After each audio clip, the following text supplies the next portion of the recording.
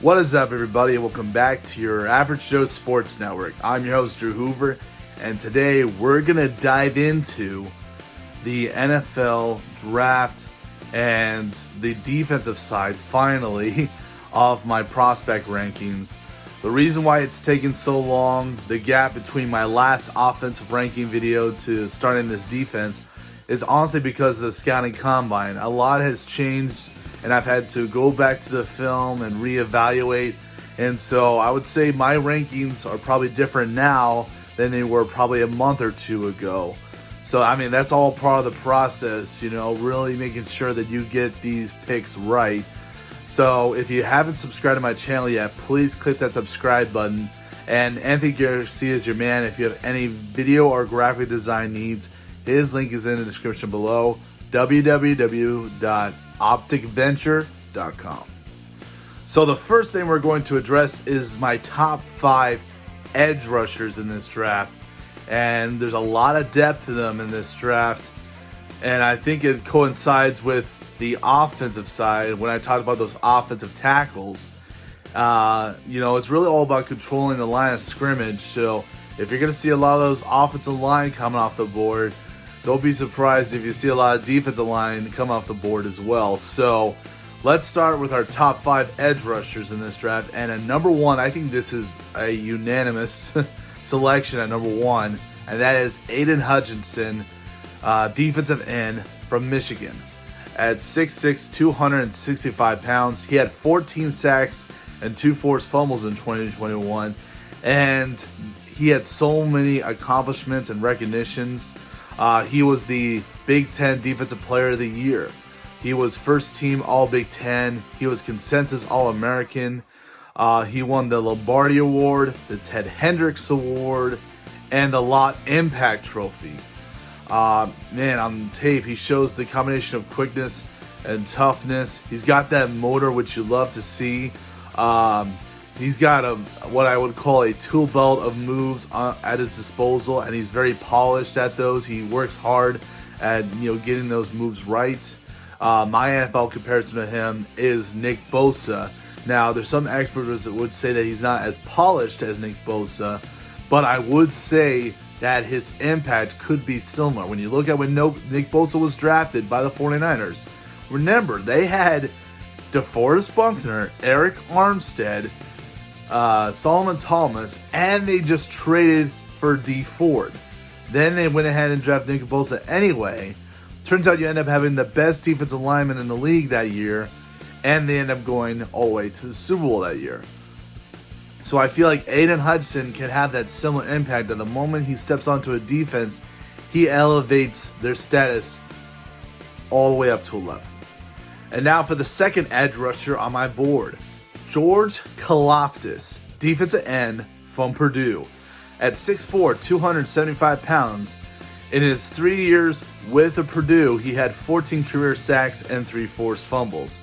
In 2021, he was first team All-Big Ten and second team All-American. Man, he's got the toughness, the aggressiveness, and the strength. Man, he sometimes bull rushes offensive tackles into the quarterback. And he doesn't give up on a play either. He'll keep fighting off his blocks until eventually he gets loose and gets after the ball carrier. My NFL comparison to him is J.J. Watt. Now, obviously, he doesn't share his 6-foot stature, but as you can see by my rankings so far, I really covet guys that have the motor and the relentless pursuit, and that sets them apart from guys that maybe bigger than them, maybe more athletic than them. But I think in George Karlaftis' case, I think his relentless motor is going to take him far to places, and I think that's why a lot of teams, I think 18 teams, have looked into this young man. I'm not be surprised if he ends up in the top 10 in this year's draft. And now for the third edge rusher on my board, Jermaine Johnson II, defensive end from Florida State. At 6'5", 262 pounds, he had 12 sacks and 2 forced fumbles in his 1 year with the Florida State Seminoles. Now, he was a Georgia transfer because he couldn't make the starting lineup. And I agree with what some broadcasters say.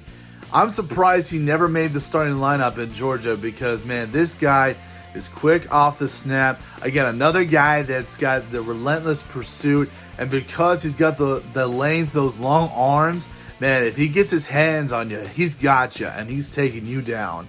My NFL comparison to him is Eric Armstead, the defensive tackle, the defensive lineman for the San Francisco 49ers.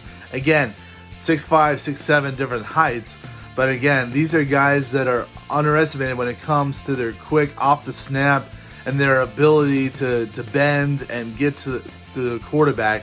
Man, I see Jermaine Johnson as a guy that, after we've seen him from the Senior Bowl and now the scouting combine, as a guy that, who knows, maybe could end up being the number 2 edge rusher off the board when it's all said and done.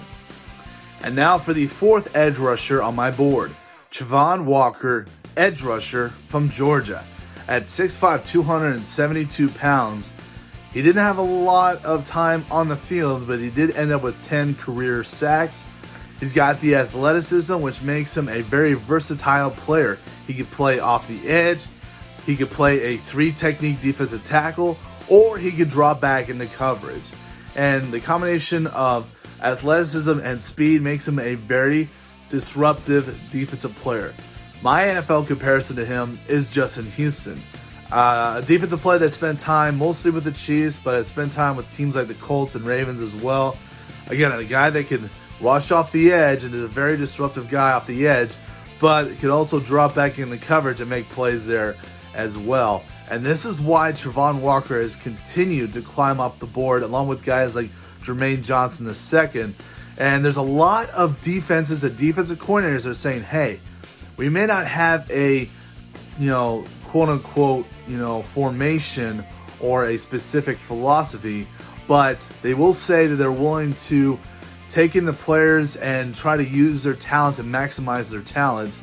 So there's a lot of flexibility when it comes to, teams willing to, make adjustments to their formations to accommodate with a lot of these defensive talents. So when I look at Kayvon Walker, even if he doesn't end up fitting a certain scheme, it doesn't mean that this team isn't considering Kayvon Walker on draft day. And now for the 5th and the final defensive end on my board. Now, there's one player that hasn't shown up on my top 5 yet, but who I have at number 5 is even more surprising considering his current development. David Ojabo, defensive end from Michigan.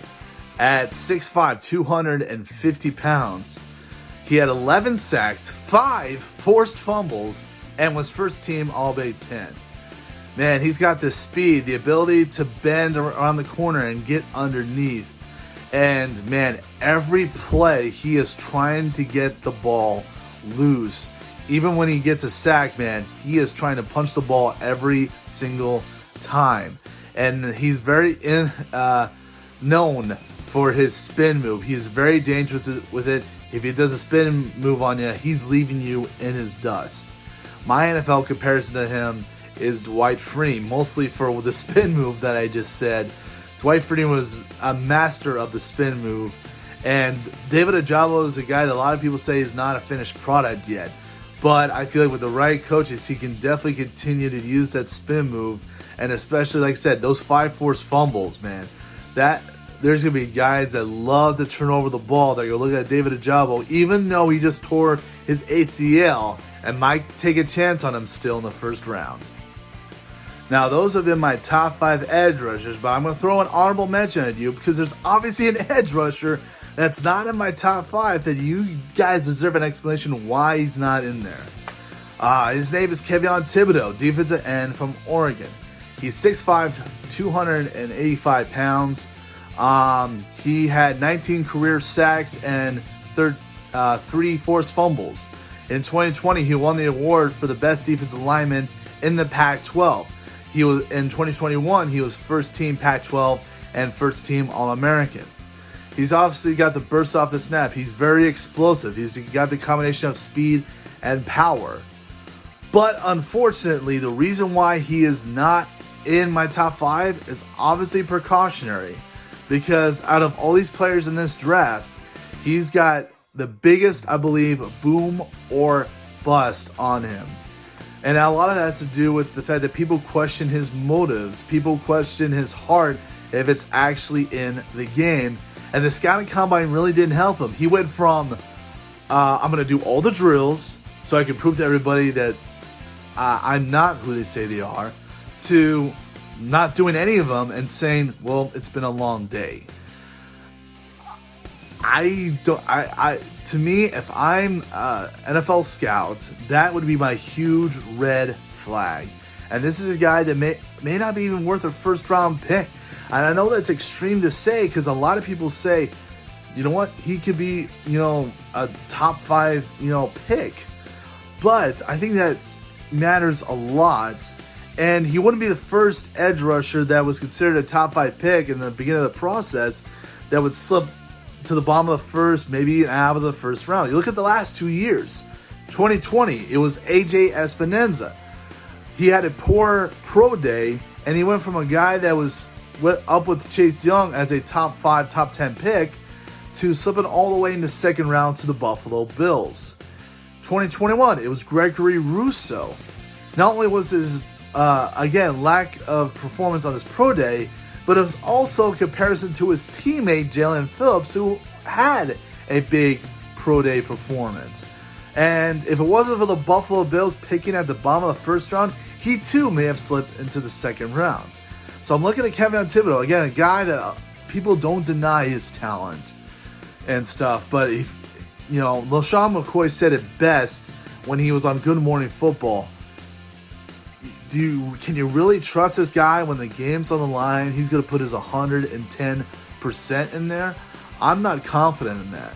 So if I'm coming up with a mock draft in the next month, I might have Kayvon Thibodeaux maybe at the bottom of the first round, but don't be surprised if he's completely out of my mock draft and I see him dropping out into the second round. I know this has been a controversial segment, but that is why I'm going to let you guys comment below. Is Kayvon Thibodeaux boom or bust? And to me, this is a guy that watched a lot of NFL films growing up and NFL Network. I know about guys like Ryan Leaf that was drafted by San Diego the same year that Peyton Manning was drafted. Turned out to be a complete bust. Some people in recent memory remember guys like Jamarcus Russell that was drafted by the Oakland Raiders. And there's been a lot of busts out there. And sometimes, most of the time I would say, we don't see the busts before they happen. Sometimes we have the writings on the wall, because again, there's every year where there's always that player that we ask boom or bust. But it's really those talented guys that we think maybe nothing could be wrong. Some people are already saying that Trevor Lawrence is a bust, which it's been 1 year. It was under Urban Meyer. Give it a break. Give him a chance to finally get something before he started calling him a bust. But anyway, I'm your host, Drew Hoover, and have a good day, everybody.